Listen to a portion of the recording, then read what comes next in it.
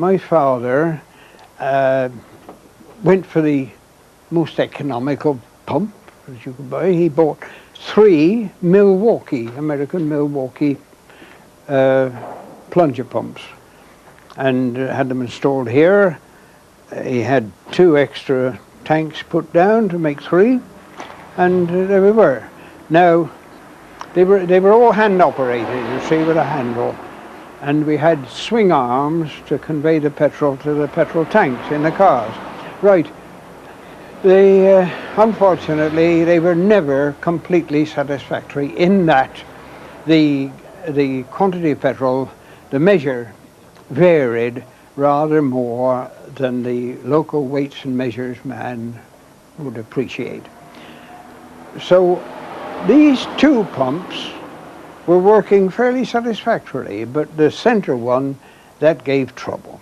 So the Milwaukee people got fed up with the complaints, and they said, we'll put you in an electric pump. And this happens to be the first electrical petrol pump installed in Gloucestershire. By the mid-30s, motoring was reaching the masses. Cars were becoming more reliable. Many garages were not. Nearly finished, Bob? Just about. Won't be long now. How long? Oh, about a couple of minutes. Well, hurry up. Manufacturers saw that cars were only as reliable as the people who maintained them. Franchising was a means of control. Ford had a very professional approach to franchising, and that in fact exists to today. They really wrote the rule book in terms of how to control their dealers, to set good standards and demand good standards.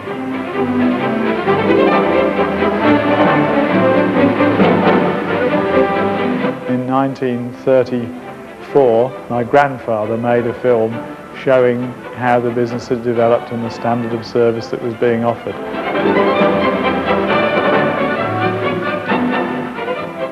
Henry Ford realized very early on the importance of really good service and parts backup, so that Ford service was marketed and it was sold as a concept that you got with a Ford car. And it was probably the first major car company in the world that really put the importance of service and the provision of spare parts as high on the list as the provision of the vehicles themselves. Before the war, there was hardly any small showrooms or dealers. They were all large firms with good reputations.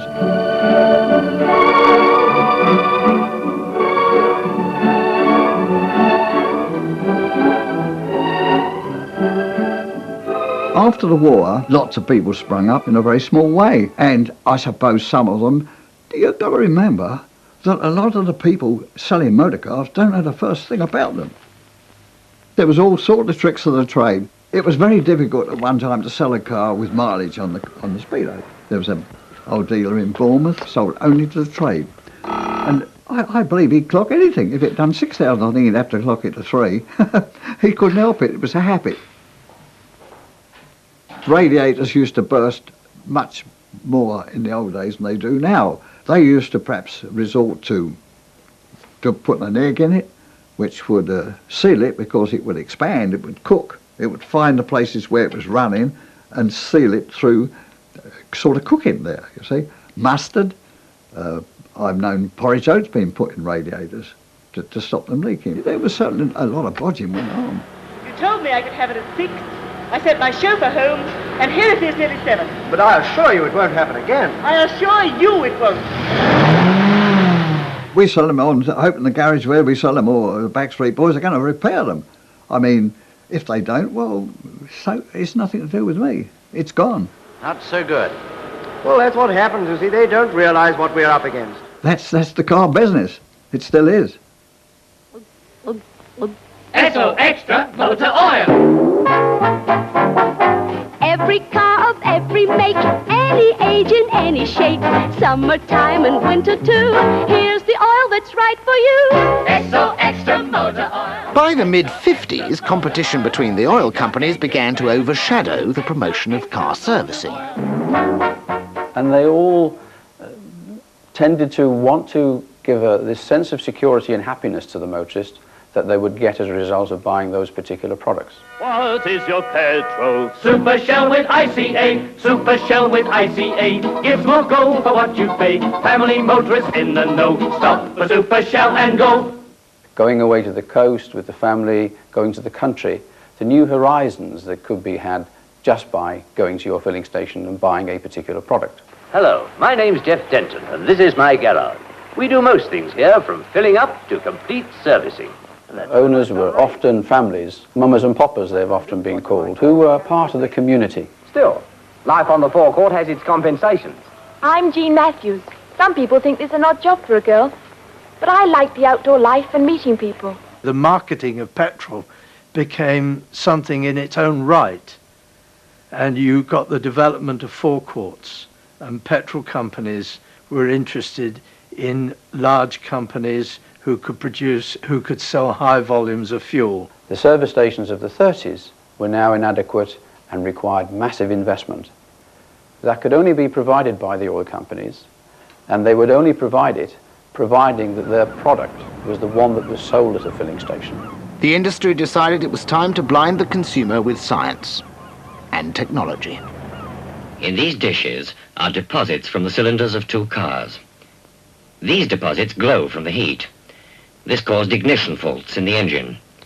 These deposits do not glow. The engine had ignition control additive, ICA. Take this as your pistol. What?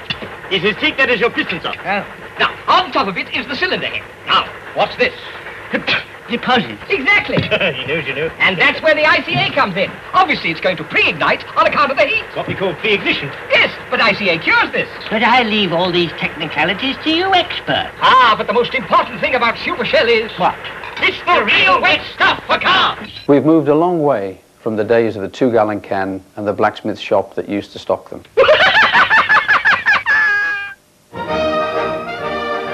Some garages try to match television advertising with their own innovative flair.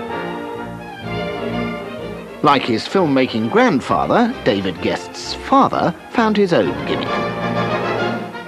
We had 3 girls working on the forecourt in the 50s and 60s, and in one celebrated period my father put them all on roller skates so that they could impress the customers and speed out to the cars quickly. It's full speed ahead at this Birmingham garage since the girls fitted their chassis with skates. It's given a fillip to Phillips. Fast service makes the net profits rise.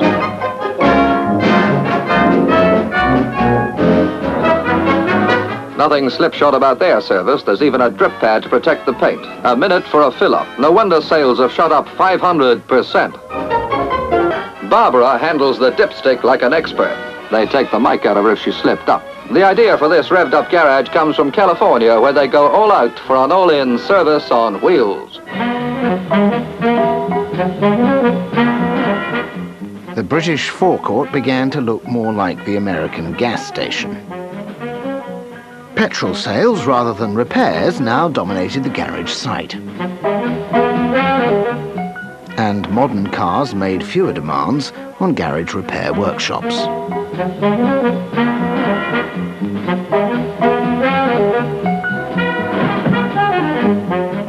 The car became much more sophisticated, and materials were much better. Lubricants improved. Petrols became much better. And the periods of servicing started to stretch. Have you got a voucher, sir? Yes. Well, that looks after the monthly oil and grease. But can you do it by this afternoon? Got an important date. Oh, yes, sir. You can have it by 11 o'clock. Jolly good. And could you also check the brakes? We'll look after it, sir. Wacko. See you later. Good morning, sir.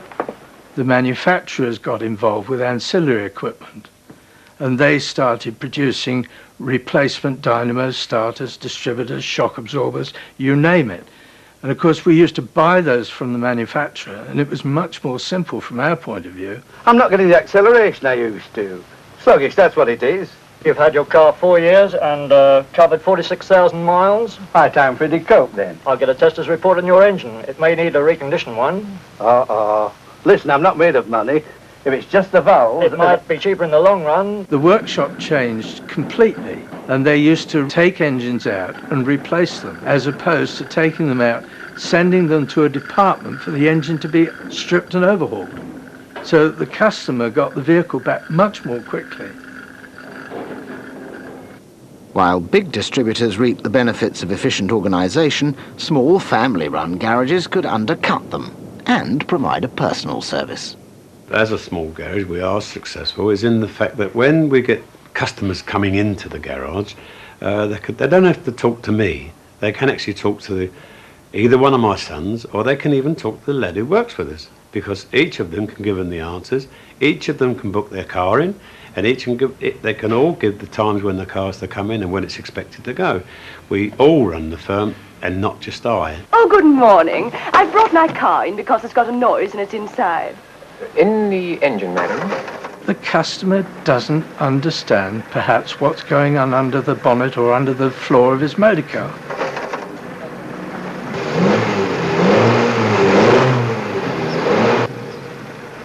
Good morning, Miss Clutterbuck. Oh, good morning. This nice man is trying to find a noise in my gears. Gears?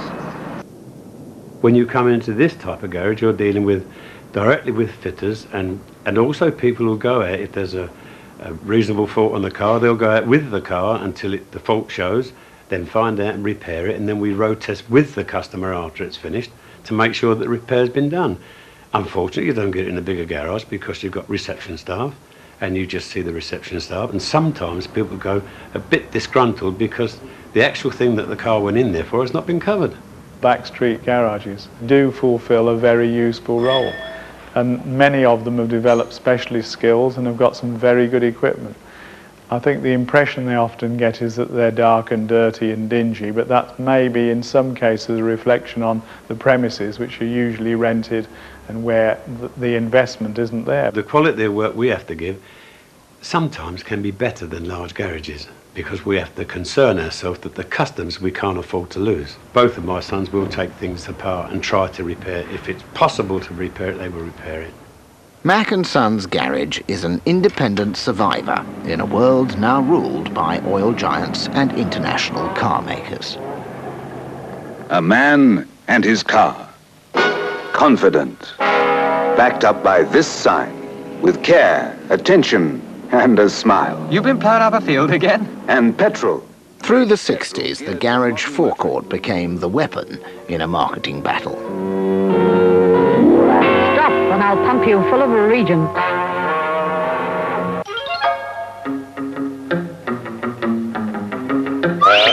New formula SO Extra puts a tiger in your tank. For quick starting. The motorist was the prize as the oil giants fought tooth and nail for market share. You know, a car is just like a woman. You can't expect results by feeding her any old juice. High-octane, steamy advertising seemed to promise a lot more than just petrol.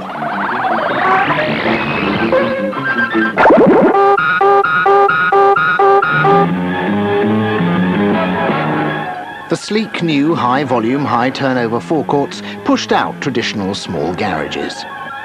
From a high of 50,000 in 1955, a third had gone by 1968. The knockout blow was self-service. The multinational oil companies now dominated the high street garage. But for some, the customer would always be far more than just a mere marketing opportunity. Some people want to get big. Some people have no ambition in that direction. You've got your circle of customers which are loyal. A customer of mine has just left the town to go and live with his daughter, and he was a customer from 1930 till 2 or 3 days ago. From my very earliest years, I never imagined I'd do anything except work on motor cars. I always say to customers, good morning, how's the car going? Well, I don't expect a reply to say the damn thing's giving me trouble. So you're conscientious, you do the best you can. No man can do more, really. I would say, after all, I'm in my 87th year.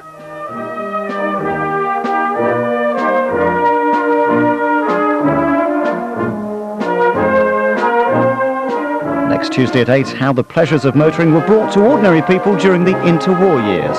And the book of the series by Richard Sutton is out now, priced at £16.99.